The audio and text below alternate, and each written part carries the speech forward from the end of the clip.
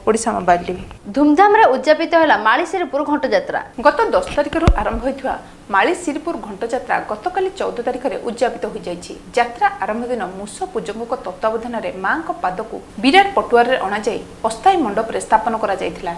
प्रत्येक दिन मां घंटा को संध्या समय ग्राम परिक्रमा करा जाउथिला। उक्त कार्यक्रम को गाँव बुद्धिजीवी वरिष्ठ नागरिक ग्रामर जानी और युव स्वेच्छासेवी माने सुचारू रूपे परिचालना करथिले। उक्त 5 दिन मध्य विभिन्न प्रकार सांस्कृतिक कार्यक्रम आयोजन करा जायथिला।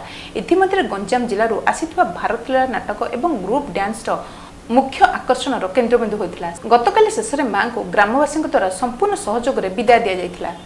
विषम कटकरू प्रसन्न पंडा रिपोर्ट ओडिशा मोबाइल टीवी। वर्तमान सकाळ जिला खबर एतिकी। अधिक लॉगिन करंतु odishamobiletv.com। नमस्कार।